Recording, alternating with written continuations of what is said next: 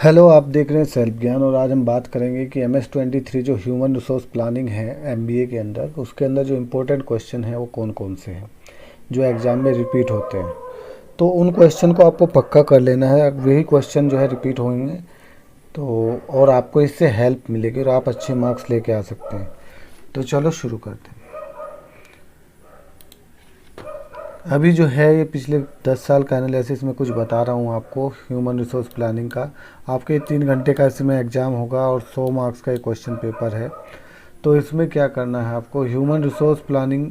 तो सबसे पहला जो क्वेश्चन है जॉब इवैल्यूएशन वाला क्वेश्चन वेरी इंपॉर्टेंट है। इसमें concept of job evaluation and objective describe the method and recent development of job evaluation system. ठीक है, तो जॉब इवैल्यूएशन वाला क्वेश्चन कंसेप्ट और उसका सिस्टम के बारे में, आप मेथड्स के बारे में आपको जान लेना है। उसके बाद जो नेक्स्ट क्वेश्चन है कैरियर प्लानिंग वाला क्वेश्चन, वेरी वेरी इंपॉर्टेंट।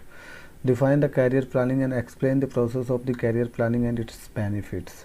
उसके बाद that is also repeated question, explain the human resource planning because क्योंकि is the title of this code is human resource planning, so you should know about the human resource planning very well. That is a definite question. ये पक्का ये question आने वाला है, definitely ये question आएगा ही आएगा, human resource planning, because the name of the code is also human resource planning. तो ह्यूमन रिसोर्स प्लानिंग की important, why it is important, describe the process and various forecasting technique being used to the human resource planning। ठीक है, तो ये very important question है, कर लेना है। ये भी ह्यूमन रिसोर्स प्लानिंग वाला क्वेश्चन है, दूसरी फॉर्म में आया हुआ है। वही है same, discuss review process human resource planning and mention how the balance of the competing and conflicting elements. ये डिमांड फोरकास्टिंग वाला question, that is also in human resource planning. ठीक, और ये भी रिपीट क्वेश्चन है जॉब एनालिसिस वाला, define the explain of job analysis, explain job analysis, describe the importance of an organization. job evaluation we have discussed already, that is also repeated here। and ये objective of the career planning, career planning is very very important, हमने ऊपर discuss किया है, we have already discuss, तो you should know about that। discuss the aim of the objective of career planning, explain the career planning process and the various benefit of the employee with the citing suitable example। ठीक, human resource audit is also repeated question, human resource audit, तो explain the concept and need of human resource audit and various essential steps and techniques involve in auditing process. उसके बाद HRP human resource planning repeat हो गया, very important, मैंने बोला topic से related है तो आएगा ही आएगा। उसके बाद जॉब एनालिसिस दोबारा रिपीट हो गया, very important question. Define the job analysis and describe the various method of the job analysis and the relevance in the present day context। career planning very very important, what is the career planning, define between the career planning and career development। ठीक, उसके बाद explain the concept and scope of the HR audits वाला question यहाँ पे repeat हुआ है। और ये जो शॉर्ट नोट लिखने को मिलते हैं three short note you have to write and you 5 उसमें से आपको मिलेंगे। MBO very important, interview repeated question, succession planning also repeated and job evaluation we have discuss many time job evaluation, तो that is very very important question. तो हम discuss करेंगे। इसके बाद सेक्शन बी, कई बार सेक्शन बी आता है, उसमें क्या होता है आपको एक केस स्टडी दी जाती है और उसकी बेस पे आपको आंसर लिखने होते हैं। ये एक केस स्टडी दिया हुआ है और ये कुछ आंसर दिया है, तो इसके बारे में मैं डिस्कस करता हूँ बाद में। और उसके बाद human resource planning that is repeated again, career planning repeated again. ठीक, उसके बाद dislocation of employ very important, selection process very important, job analysis very important repeated, HR audit very important repeated, human resource planning very very important again and again and again, you have to understand very well.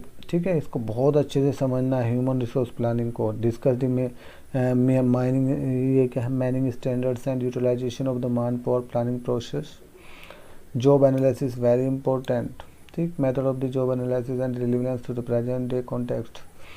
Career planning very important, discuss the process of career planning, provide the justify the relevance of the career.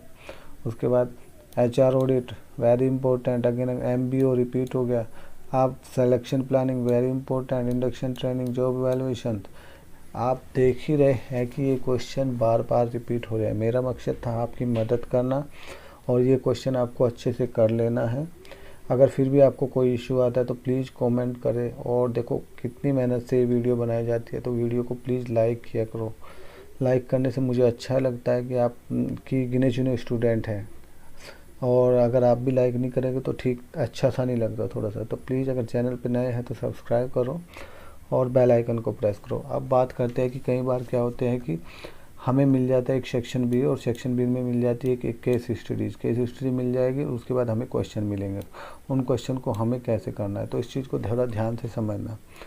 जैसे कि career, छोटा मैंने पूरा नहीं लिखा है यहाँ पे क्योंकि पेज लंबा हो जाएगा, इतना टाइम नहीं था। तो फॉर एग्जांपल मैं छोटा सा आपको इसको बताता हूँ।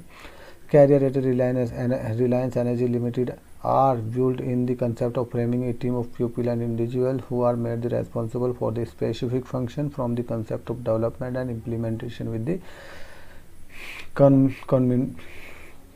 concomitant empowerment। ठीक है, तो रिलायंस से एनर्जी लिमिटेड से कोई भी एक केस स्टडी दिया है, उसके बाद इसने पूछा है critically analyse the HR practices of the Reliance energy limited. तो जो हमने थ्योरी में एचआर प्रैक्टिस पढ़ी है, you have to implemented that theory parts in this case studies, और उसी के बेस पे आपको इसमें लिखना है। ऑर्गेनाइजेशन कोई भी हो, दूसरी चीज़ें कोई भी हो, जो हमने थ्योरी के अंदर एचआर ऑडिट, एचआर प्रैक्टिसेस जो भी हमने सीखा है वही चीज़ हमको इसमें इम्प्लीमेंट करनी है। Evaluate the linkage between the career plan and recruitment practice.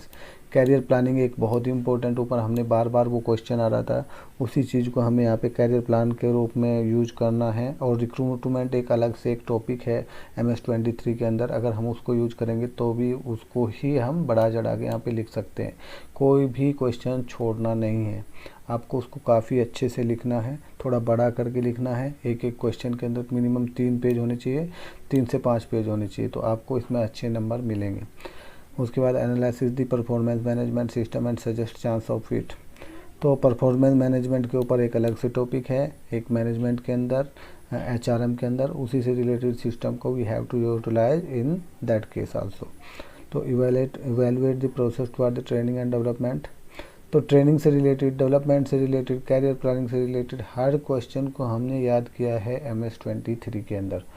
तो जो केस स्टडीज है उसको तैयार करने का मकसद ही यही है, जो हम थ्योरेटिकल पार्ट पढ़ते हैं वी हैव टू इम्प्लीमेंट, उस केस स्टडीज के अंदर हम उसको इम्प्लीमेंट करना है।